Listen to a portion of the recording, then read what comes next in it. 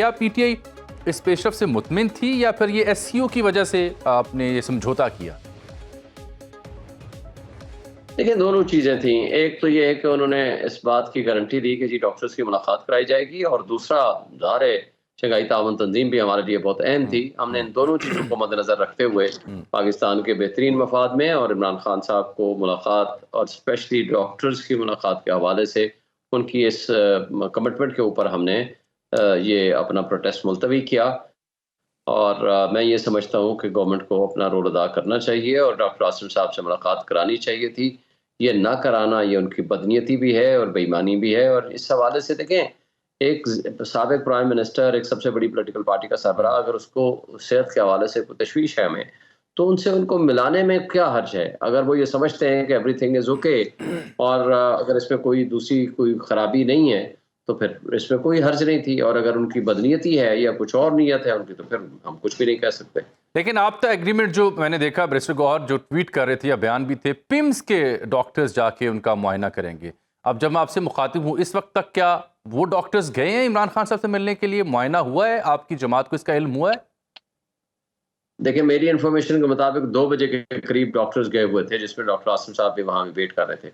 उसके बाद से उनका मुआयना हो के वापस आना और उसकी रिपोर्ट मेरे नॉलेज में अभी तक नहीं है। लेकिन मुआहदा यही हुआ था कि पिम्स के लोग भी जाएंगे, लेकिन हमने ये भी कहा था कि एक इंडिपेंडेंट जो उनके ज़ाती मालिज है उनको भी मिलने दें। इसलिए वो गए थे डॉक्टर आसिम साहब। बात यह है कि अगर आपने पिम्स के डॉक्टर को मिलने देना है, तो डॉक्टर आसिम ने कौन सा वहां जाकर सियासत करनी थी, या कोई ऐसी चीज थी जो आपको उनसे खतरा है? और वो पहले भी कई दफा मिल चुके हैं और हाई कोर्ट के आर्डर्स पे उनसे मुलाकात भी कर चुके हैं, उनका मेडिकल चेक भी कर चुके हैं। तो इसलिए कोई अगर इनकी बदनीयती नहीं है, तो फिर उनका ना मिलना हवाले से ना मिलाना जो किसी हवाले से कोई नेक नियति नहीं है, ये उनकी सिर्फ सिवाय बदनीयती के और कुछ नहीं कहा जा सकता। शुएब साहब, ओवरऑल स्पीकिंग, न्यूट्रली बात भी करें तो बड़ी अच्छी ये फैसला था कि एससीओ की वजह से इसको अगर पोस्टपोन कर दिया जाए। चलें, जो भी हुकूमत के ऊपर एतराज़ात अपनी जगह दुरुस्त होंगे, लेकिन बड़े अच्छा ये इंटेंट थी बज़ाहिर for the sake of the nation. लेकिन इस बीच हम देखते हैं कि खबरें कुछ आई कि जब आपकी सियासी कमेटी या दीगर का इजलास हुआ तो गंडापुर साहब और हमाद अज़हर आमने सामने आए। हमाद साहब ने तो वीडियो जारी की थी कि मैं लीड करूंगा, कि वो चाह रहे थे कि हम एहतजाज मौखर न करें, बाहर निकलें। और फिर गंडापुर साहब ने मुबैना तौर पर उन्हें कहा कि जी आप बाहर बैठ के वीडियो मैसेजेस के जरिए आवाम को और बाकियों को उकसाते हैं। कोई ऐसी टेंशन हुई क्यों है पार्टी के अंदर? देखें, नहीं, कोई बहुत सारी बातें तो गलतफहमी का नतीजा भी होती है ना। दूसरी बात यह है कि देखें, जब आप कोई पार्टी के अंदर गुफ्तगू करते हैं, किसी भी महफिल में, किसी मजलिस में, किसी डिस्कशन में, तो वहाँ इख्तलाफ राय तो होता है। अब ये तो नहीं हो सकता अगर हम 25 बंदे बैठे हैं तो हर एक की राय वही हो, जो एक बंदे की है वही 24 बंदे बाकी भी सोचते हो। तो इख्तलाफ राय का मतलब ये नहीं है कि कोई आपस में खुदा खास्ता दुश्मनी हो गई है।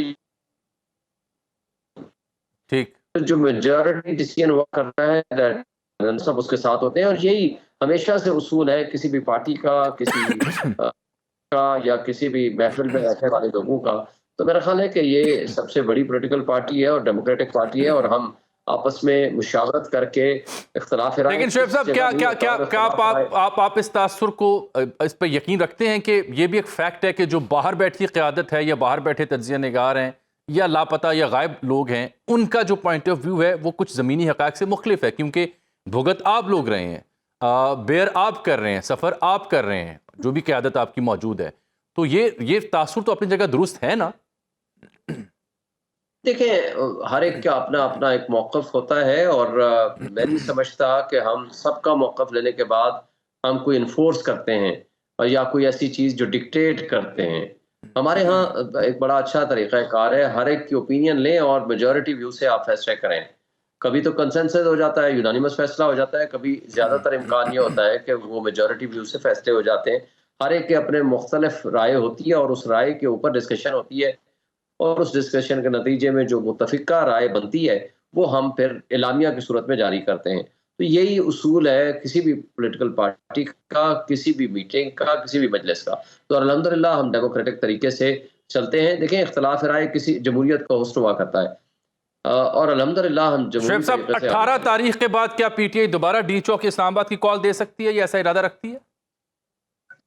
देखिए, पहली बात तो यह है कि एहतजाज या जलसा ये फंडामेंटल राइट है, ये बुनियादी इंसानी हक है किसी भी पॉलिटिकल पार्टी का या किसी भी ग्रुप का। तो हमारी सबसे बड़ी पॉलिटिकल पार्टी है और हमारे साथ जो नाइंसाफियां हो रही हैं और प्रोटेस्ट की कॉल देना हमारा फंडामेंटल राइट है, हमारा हक है, वो हम दे सकते हैं किसी भी वक्त। But for the time being हमने कोई ऐसा फैसला नहीं किया। हमने इस वक्त जो फैसला किया सिर्फ 15 की जो प्रोटेस्ट था वो भी कंडीशनल था, हमने उसको कॉल ऑफ किया और in the interest of Pakistan. और उसके साथ साथ जो हम आगे फैसला करेंगे वो ज़ाहिर है आईनी तरमीम का मुसवदा सामने आ रहा है। अगर इन्होंने बुलडोज करने की कोशिश की या जिस तरह हमारे बंदों के ऊपर जबर तशद्दुद और आईनी बर्बरियत